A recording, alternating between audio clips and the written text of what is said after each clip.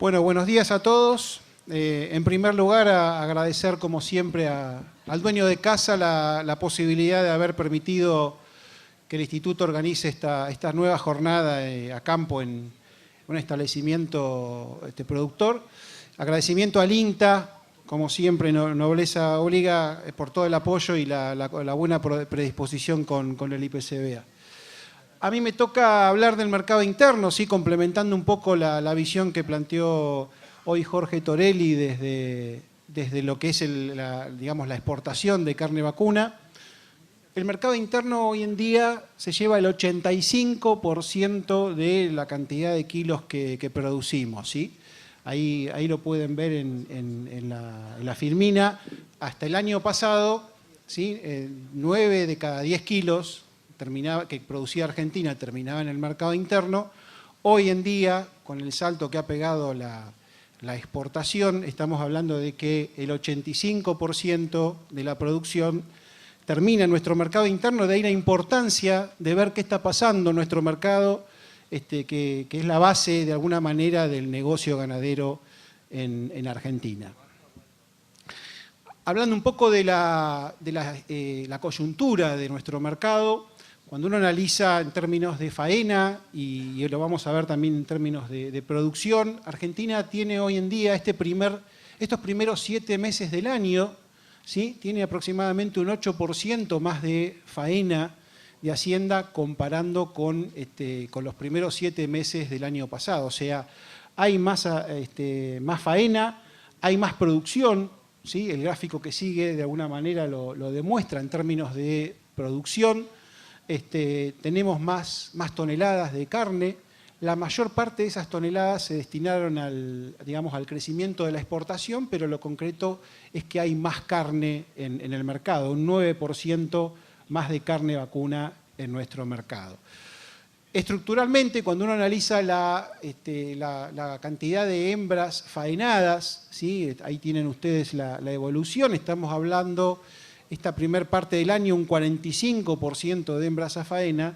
Uno dice, bueno, estamos en una situación ni una retención tan marcada como años anteriores, tampoco una liquidación, estaríamos hablando de un periodo de estabilización de hembras a faena, con lo cual uno dice, bueno, a futuro, ahí empieza a plantearse algún interrogante si con este nivel de faena uno va a poder seguir manteniendo el crecimiento del stock que se vino dando en los últimos años. Eso es una cuestión que habrá que seguirla de cerca en los próximos meses, ¿no? Este año, puntualmente, con el tema de la seca, hubo una modificación a lo que venían dándose los años anteriores en términos de estacionalidad de faena o estacionalidad de los movimientos de hacienda. Sí hubo un adelantamiento de todo lo que es el movimiento de terneros y la venta de terneros. Ahí no sé si alcanzan a ver. De todas maneras, la presentación después la terminaremos colgando en la página web del instituto, ¿no? Pero a lo que tradicionalmente uno dice, bueno, el mayor movimiento de terneros termina siempre en los meses de abril, mayo, junio. Fíjense la curva amarilla, ¿sí? Este año hubo un adelantamiento para los meses de febrero, marzo y abril, es la curva más azul, y esto terminó con alguna incidencia bajista hacia los precios. Y en un momento de seca, de baja disponibilidad de forraje, en un momento de mayor disponibilidad de terneros, terminó dándole una presión más bajista que los últimos años al precio de los terneros. De la misma manera, cuando uno analiza el movimiento de terneros y terneras ingresados a feedlots, en esos primeros meses del año, comparando con los años anteriores, hubo un mayor ingresos de terneros y terneras a feedlots. ¿Sí? Eso es lo que un poco muestra la Firmina que está acá. Si uno analiza digamos, cómo ha venido dándose la relación entre los precios de ternero y novillos o animales más pesados, uno dice, bueno, se alcanzó un nivel bastante bajo del precio del ternero en el mes de abril, eso marcó una relación de 1,20, y en los 2 meses que siguieron, siguió bajando esa relación, a pesar de que siguieron aumentando tanto los precios de la hacienda destinada a faena, y a pesar de que siguieron aumentando los precios del ternero, pero en esa carrera ganó más, o fue más elevada la evolución del precio del gordo, ¿no? Entonces, la relación ternero-novillo siguió cayendo para alcanzar el valor más bajo de 1,14, ¿sí? Pero si más o menos ven el gráfico, esa relación de ternero-novillo ha venido respetando un poco la estacionalidad de los últimos años. Es bastante parecida a la de los últimos años. Cuando uno analiza las cotizaciones nominales y las reales de la hacienda, uno dice, bueno, estos son datos sacados de Valor Carne, ¿sí? una de las publicaciones que emite esta información. En los últimos 3 meses hay una recuperación de los precios de novillos, novillitos y gordos de alrededor del 25%, y una recuperación más marcada de vaca. Esto tiene que ver con lo que mencionaba hoy Jorge Torelli, ¿no? Vinculando este negocio a lo que es la exportación de Argentina, ¿sí? Fundamentalmente el valor de la vaca. Cuando uno analiza más allá de la cuestión nominal, los valores reales, es decir, cuando pone en contraposición los índices inflacionarios, uno dice, bueno, esta recuperación que se ve en esta última etapa del precio de la hacienda ha hecho que el valor real de la hacienda esté un poco mejor, ¿sí? Pero todavía ese valor real está un 3% por debajo del valor de la hacienda de hace un año. O sea, ahí hay una cuestión que el valor de la hacienda ha venido por debajo del índice inflacionario, más allá de esta recuperación que les muestro acá, ¿no? Cuando uno analiza costos de cría, o movimientos de costos de cría, o movimientos de costos de ciclo completo, y analiza los ingresos, es evidente que hay una caída de rentabilidad de la actividad ganadera, más allá de lo que uno piense a futuro en términos de expectativas, ¿no? Cuando uno analiza la cuestión de precios, pero no ya a nivel de hacienda, sino a nivel minorista, a la derecha tienen la evolución de precios de carne vacuna y evolución de precios de sustitutos, de cerdo y de pollos, ¿sí? La carne vacuna aumentó este año, un promedio de la carne vacuna aumentó este año un promedio del 26%, ¿sí? Cuando uno analiza el dato de julio del 2018 versus julio del 2017, aumentó en promedio un 26%. Cuando uno analiza el dato de inflación, estás hablando de arriba de un 30%, la carne fue por debajo de la inflación, ¿sí? Si uno analiza, por ejemplo, pollo, de julio a julio, aumentó un 32%. Entonces, ahora lo vamos a ver en términos de consumo. Este hecho de que la carne vacuna haya evolucionado por debajo del nivel inflacionario ha tenido que ver con el mantenimiento dentro de ciertos valores razonables los niveles de consumo de carne vacuna. El último mes, por ejemplo, según el dato del INDEC, el salto digamos, a nivel general de índice de precios dio un 3,1%. En el último dato que maneja el IPCBA de carne vacuna en Capital Federal y Gran Buenos Aires, fue menor, fue un salto de un 1,7%. O sea, ese es el dato más fresco que tenemos en términos de evaluación o modificación de precios minoristas. Esto es simplemente para graficar lo que les decía, ¿sí? Desde el cambio de gobierno, la carne vacuna habrá aumentado más o menos un 50%, ¿sí? Y el nivel inflacionario anda por alrededor del 90%. Y esto tiene que ver con el mantenimiento de índices de consumo de carne bastante aceptables.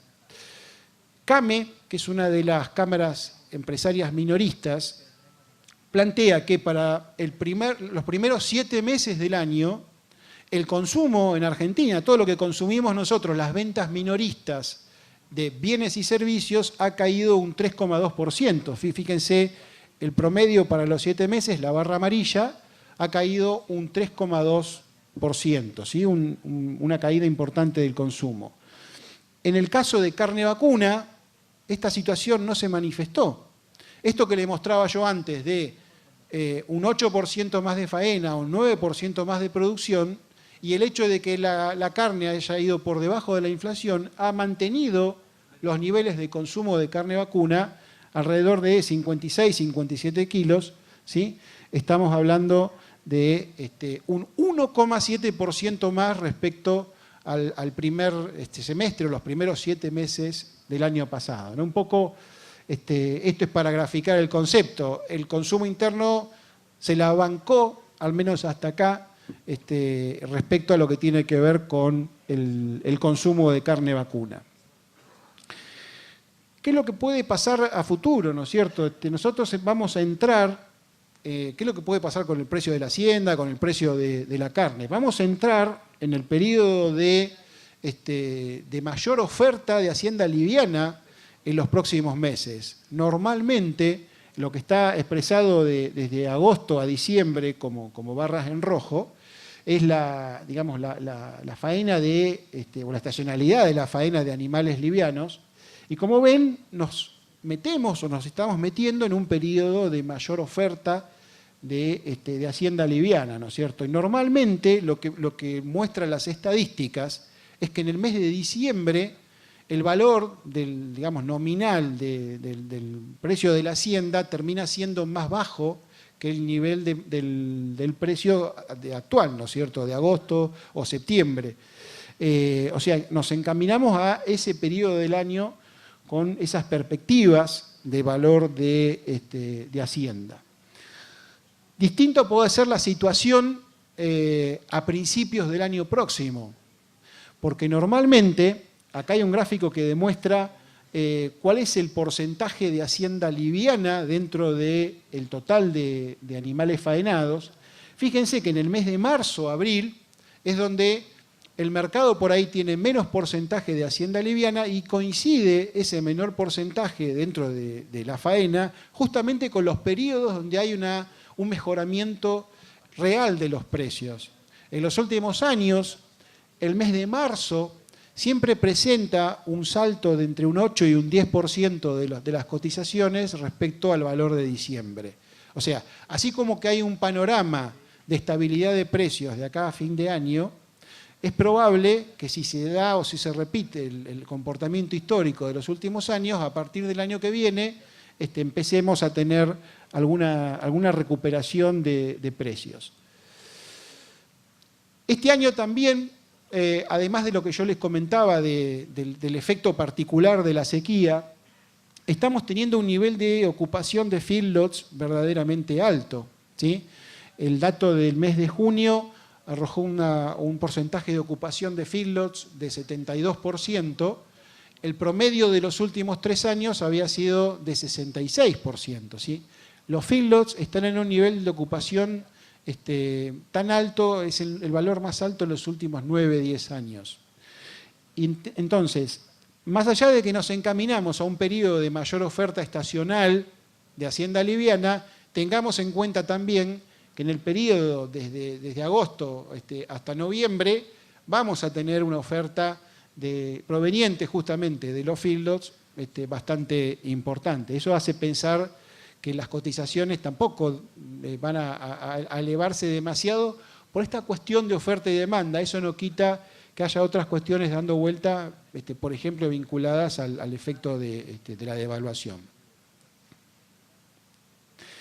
Si uno analiza cómo evolucionaron los precios de hacienda liviana, más vinculada al consumo interno, y de hacienda más vinculada a exportación, bueno, por ahí anda Juan Elizalde. Este es un trabajo que lo presentó Riffel en la Mesa de las Carnes en Palermo, ¿no? Pero el mayor incremento entre abril y el mes de julio estuvo vinculado a la hacienda liviana, no tanto a la hacienda de exportación.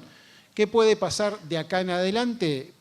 Puede darse un fenómeno en donde cobren más vigencia o más importancia las subas de las cotizaciones de la hacienda vinculada a exportación, en función de lo que les habrá comentado Jorge Torelli, ¿sí? Lo que es vaca y el novillo, en donde, a diferencia de la hacienda liviana, a medida que nos acercamos a fin de año, va siendo cada vez menor la oferta y la faena de animales más vinculados a la exportación. Esta es un poco la tendencia de los últimos años, ¿sí? Las barras representan un poco las exportaciones, la línea azul representa la faena de novillos y la línea amarilla la faena de terneras y terneros. Si uno analiza los últimos 3 años en donde han crecido las exportaciones y analiza la barra o la línea que muestra la tendencia de faena de novillos, queda claro que hoy en día el negocio de exportación, el grueso, está siendo asociado o está determinado por la faena de vacas y no tanto por el novillo. Esa es una diferencia importante en la dinámica de la exportación comparando lo que ha sido la exportación de Argentina en años anteriores. ¿Qué puede pasar con la demanda en los próximos meses? Sí, es evidente que, yo les decía, bueno, hasta acá ha respondido bastante bien. A futuro es probable que esté complicada, más complicada que lo que ha venido estando hasta el momento, ¿no es cierto? La gente va a cuidarse más, el poder adquisitivo va a ser mucho más acotado. Esta transparencia, ayer cuando estaba repasando la presentación, bueno, tuve que incluir el valor del dólar de ayer, ¿no es cierto? No sé hoy en cuánto anda, sé que anda un poco más caro todavía, pero vamos en una situación con una turbulencia en el medio del río tratando de nadar y viendo cómo se acomodan las cosas, pero no tengo dudas que el mercado interno la va a tener cuesta arriba, ¿sí? Como la tiene esa hormiga ahí en la transparencia. Inflación. Argentina tiene una de las inflaciones más grandes del mundo, es lo que está, uno evalúa cualquier ranking y siempre estamos desgraciadamente ahí arriba entre los países. Fíjense, países como el Congo, Angola, tienen menos inflación que Argentina, ¿no? Esto duele decirlo, pero es nuestra realidad. ¿Qué es lo que están pensando las consultoras, las principales consultoras económicas de nuestro país para lo que resta del 2018 y el 2019? Las barras en naranja muestran las perspectivas de inflación a fin de año. Número más, número menos, están calculando una inflación entre un 32 y un 35% para fines de año, y para el año que viene los valores van a estar entre 20 y 25%, ¿sí? De acuerdo a las estimaciones privadas. Este gráfico, y es bueno aclararlo, fue antes de la estampida del dólar de ayer, antes de ayer, ¿no es cierto? Entonces, pero tengámoslo por ahora como referencia de qué está pensando los analistas económicos respecto a perspectivas de inflación. ¿Qué está pensando la gente? ¿Sí?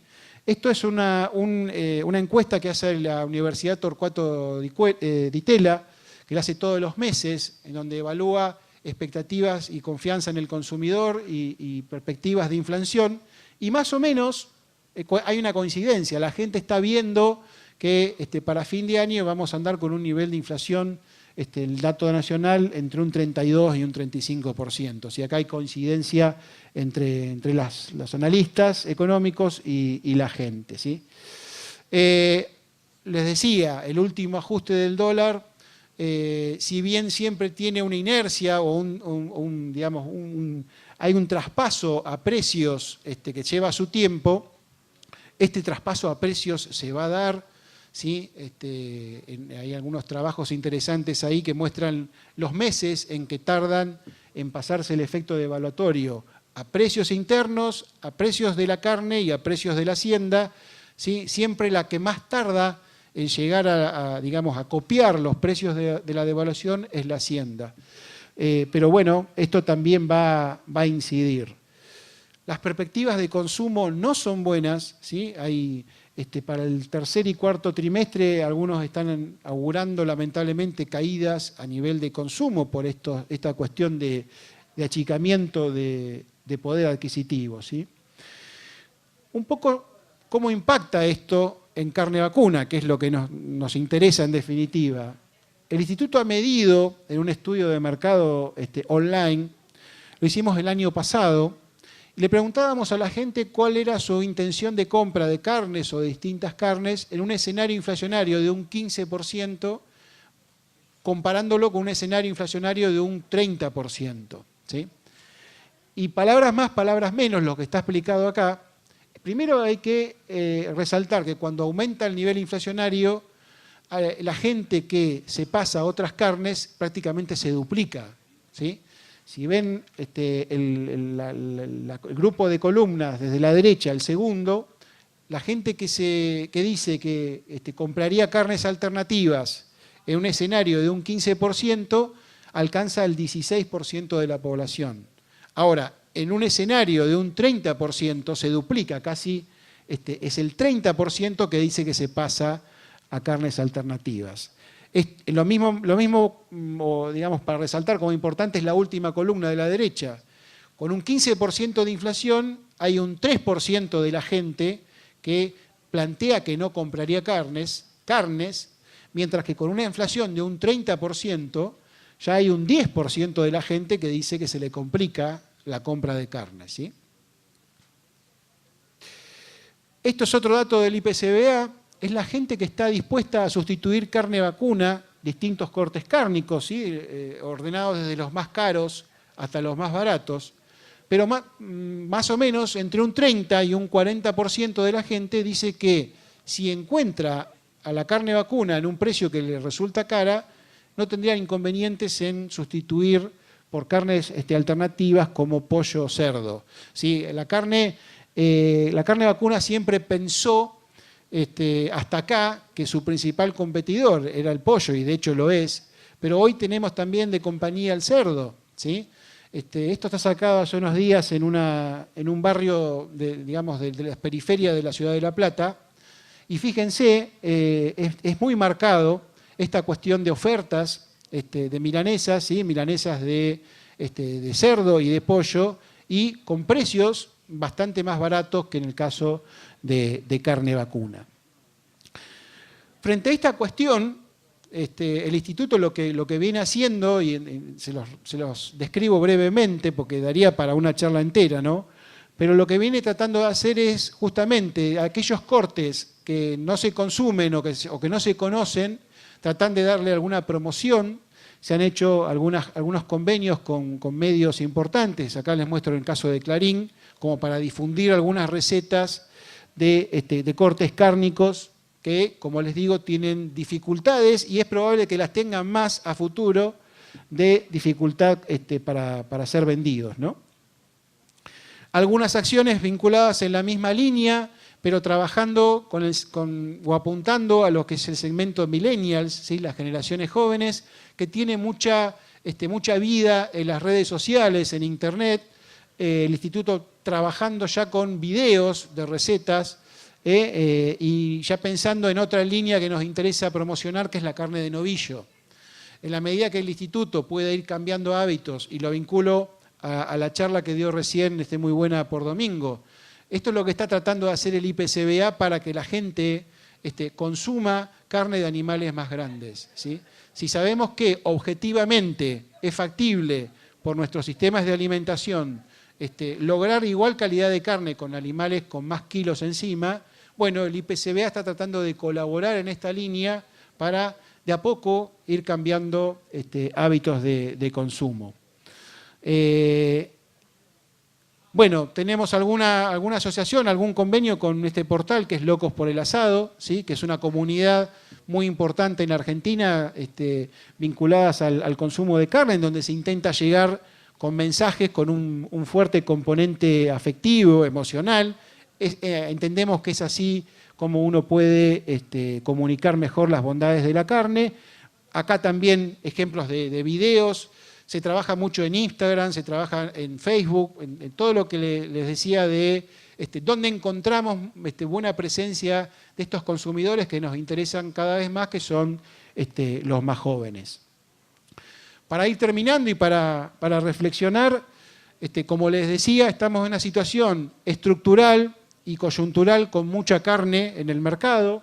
Esto ha hecho que los precios de la carne vacuna hayan ido por debajo del nivel inflacionario, y esto, por suerte, ha hecho que, a pesar de las dificultades que tiene el consumidor argentino con bolsillos flacos, ¿sí? Complicados verdaderamente, haya logrado mantenerse un consumo de carne vacuna en niveles bastante cercanos a los 58 kilos, ¿no? 58, 57 kilos.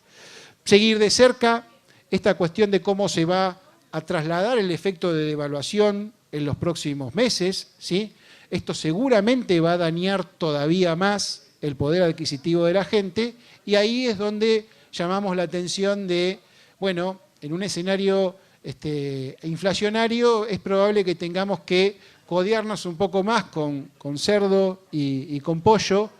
Es cierto que van a ser un plafón importante si Argentina pretende desarrollarse como sector cárnico en el marco de una política exportadora de carne vacuna, pero en el mientras tanto hay que cuidar al mercado interno por el peso que les decía y les mostraba que tiene en términos del negocio, ¿no es cierto? Entonces, ahí está la justificación del por qué desde el Instituto estamos pensando que hay que meter también acciones en el mercado interno, y esas dos cuestiones que les comenté, ¿no? De tratar de buscar recetas y de difundir formas de cocinar de cortes cárnicos de difícil salida comercial y que compiten más mano a mano con pollo y cerdo, y tratar de promocionar la carne de novillo, porque en la medida que Argentina se habitúe a comer carne de animales más pesados, va a poder integrar de mejor manera el negocio de la exportación y el negocio del mercado interno.